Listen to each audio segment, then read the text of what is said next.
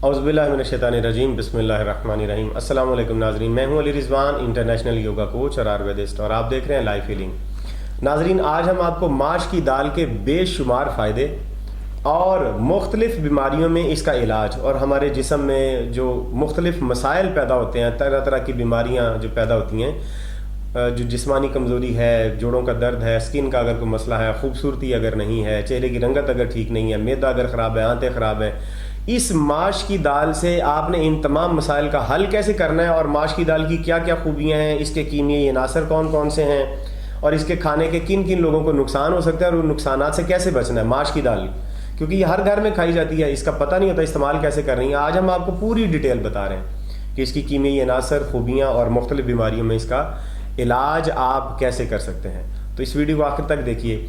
अभी तक अगर आपने हमारा चैनल सब्सक्राइब नहीं किया तो चैनल को सब्सक्राइब करके बेल का आइकॉन दबा के ऑल नोटिफिकेशन का बटन प्रेस कर दें ताकि हमारी तमाम वीडियो का नोटिफिकेशन आपको मिलता रहे, और वीडियो को लाइक भी कर दीजिए, शेयर भी कर दीजिए। अब हम आते हैं उड़द की दाल। उड़द यानी माश की दाल। तो माश की दाल को जो इसका लातीनी नाम है या नबाताती नाम है वो फेसिलस मोंग है। फोसिलस मोंग यानी उड़द का दरख्त जो है वो झाड़ीदार होता है, तकरीबन 1-1.5 फुट या हद 2 फुट ज़मीन से ऊंचा होता है। इसमें फलियां लगती हैं, छोटे छोटे पत्ते होते हैं, इसके साथ झाड़ीदार होता है यानी फैलता नीचे नीचे ही। इस पे फलियां लगती हैं और इसको दो तरह से इसका इस्तेमाल किया जाता है। एक तो इसको साबुत ही इस्तेमाल किया जाता है, काले रंग की इसकी फलियां होती हैं।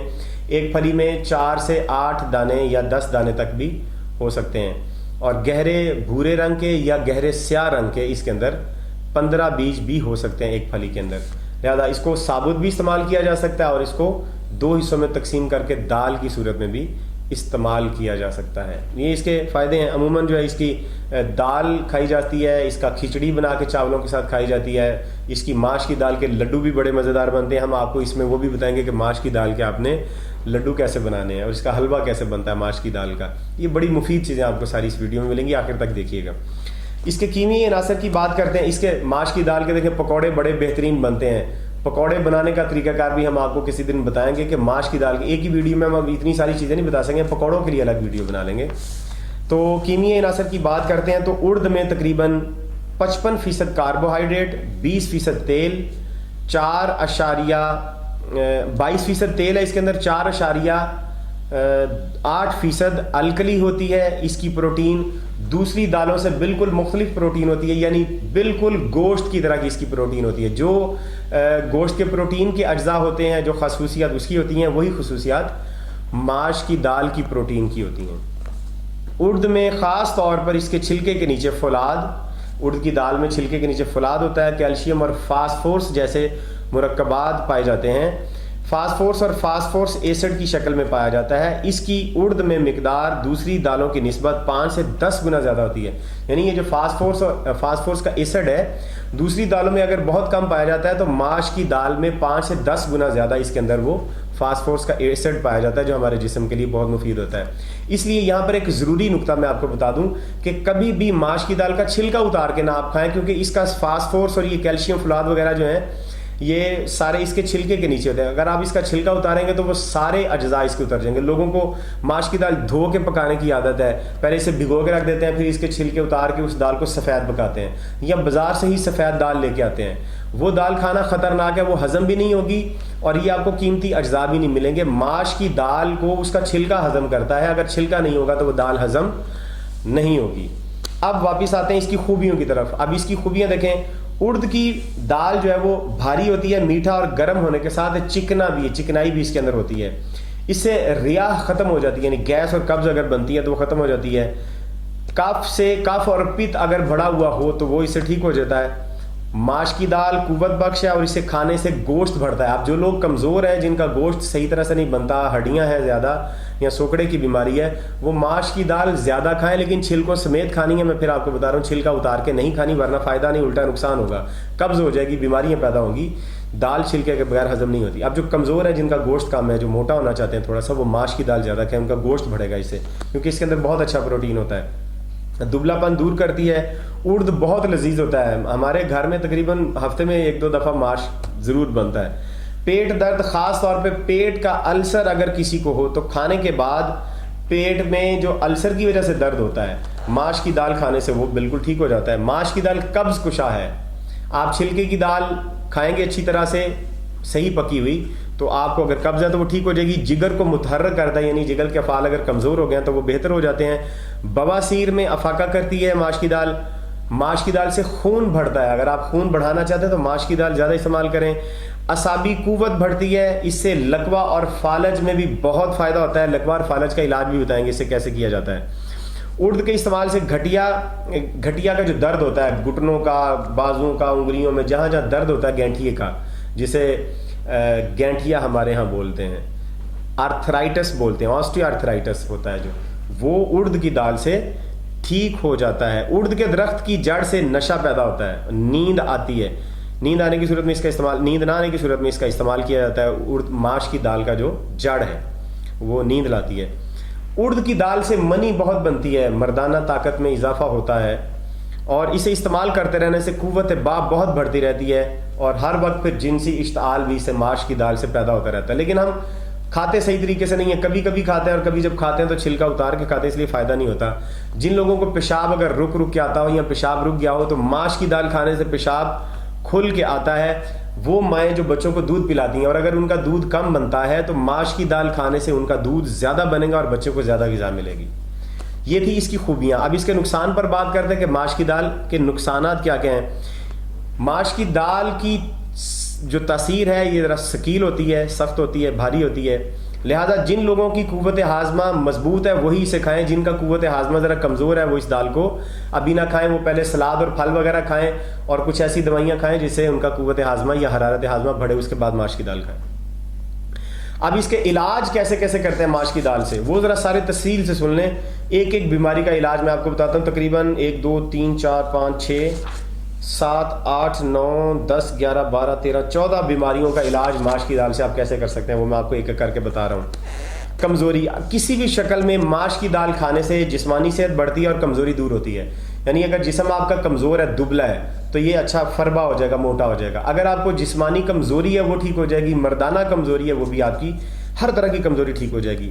دبلا پن اگر کسی کو پتلا ہے اگر انسان، تو وہ ارد کی دال کھانے سے گوشت بڑھتا ہے، اسے پکا کر گھی اور ہینگ کا تڑکا لگانے سے اور زیادہ اچھی ہو جاتی ہے اور زیادہ فائدہ ہوتا ہے، اگر آپ اسے دبلا پن ختم کرنے کے لیے کھانا چاہتے ہیں۔ اسے چاولوں کے ساتھ کھچڑی کی شکل میں بھی آپ کھا سکتے ہیں، اس سے بھی آپ کا دبلا پن ختم ہوگا، اور اس میں گھی اور ہینگ کا اچھا تڑکا لگانا ضروری ہے، وہ میں نے آپ کو بتا دیا ہے۔ سر درد اور نکسیر اگر چھوٹ جائے تو ارد کی دال کو آپ پانی میں اچھی طرح سے پیس کے کوٹ کے اس کا لیپ بنا لیں اور وہ پیشانی پر لگا دیں، تو ناک سے اور جو سر سے جو خون نکلتا ہے وہ فوراً بند ہو جائے گا، وہ نہیں پھر نکلا کرے گا انشاءاللہ۔ ہچکیاں اگر کسی کو لگ جائیں، ہچکی لگی ہوتی ہے اکثر، ہچکی کا مرض اگر خطرناک ہو جائے تو جان بھی لے دیتا ہے لوگوں کی۔ ماش کی دال سے ہچکی کو کیسے دور کرنا ہے، کوئلے اچھی طرح سے جلا کے اس کے اوپر ماش، ثابت ماش پھینک دیں، اور اس کا جو دھواں نکلے وہ ناک کے ذریعے سے اس دھوئیں کو اندر جانے دیں اچھی طرح سے۔ وہ دھواں جتنا اندر جائے گا تو انشاءاللہ ہچکی ختم ہو جائے گی، اور آپ اگر مسلسل آپ کی ہچکی آتی ہے تو اس کو آپ مستقل ختم کرنا چاہتے ہیں تو کچھ دن آپ کو یہ روزانہ کرنا پڑے گا، اس کے بعد ہچکی بند ہو جائے گی۔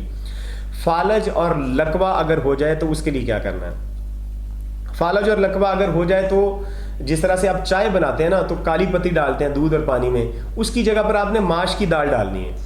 ماش کی دال پانی اور دودھ میں ڈال کے اسے اچھی طرح سے پکا لیں، اور اس کو ابال کے مریض کو دن میں 4 بار آپ نے دینا ہے، 1 کپ۔ لکوہ اور فارج اور ادرنگا جو ہوتا ہے، جن کا آدھا رنگ اور ہوتا ہے آدھا رنگ اور ہوتا ہے، وہ انشاءاللہ یہ مسئلہ بھی آپ کا اس سے حل ہو جائے گا۔ یعنی پھل بیری جو ہوتی ہے، کچھ رنگ کالا کچھ رنگ سفید، یہ مسائل حل ہو جائیں گے۔ یہ مسلسل آپ نے کچھ دن استعمال کرنا ہے، تو لکوہ بھی اگر ہوا تو وہ بھی ٹھیک ہو جائے گا۔ اگر پیشاب میں رکاوٹ ہو اور پیشاب کھل کے نہ آتا ہو تو اس کے لیے بھی آپ کو ارد کی دال کھاتے رہنا چاہیے، مثانے کی سوجن بھی اس سے دور ہو جاتی ہے اور پیشاب کی رکاوٹ بھی ختم ہو جاتی ہے۔ اگر کسی کو منی صحیح طرح سے نہ بنتی ہو، منی کم بنتی ہے یا صحیح طرح سے نہیں بنتی یا نہ مردی ہے، تو کیا کرنا ہے، اس میں ارد کی دال کو آپ صبح و شام اس کو ناشتے اور شام کے کھانے میں ارد کی دال کو استعمال کریں گے۔ کھیر کے طور پہ بھی آپ اسے استعمال کر سکتے ہیں، ارد کا لڈو بنا کے کھا سکتے ہیں، اور ارد کا لڈو کھا کے اوپر سے 1 گلاس دودھ پینے سے بہت زیادہ منی بنتی ہے، مردانہ طاقت بنتی ہے اور طاقت میں بہت زیادہ اضافہ ہوتا ہے۔ ارد کی کھیر کیسے بناتے ہیں اس کا طریقہ کار میں آپ کو بتا دوں کہ ارد کی دال کو اچھی طرح سے گھی میں اچھی طرح سے بھونا جاتا ہے، भूनने के बाद फिर इसे दूध में अच्छी तरह से पका लिया जाता है, जैसे चावल डाल के खीर में पकाते हैं, बाकी तरीका वही है।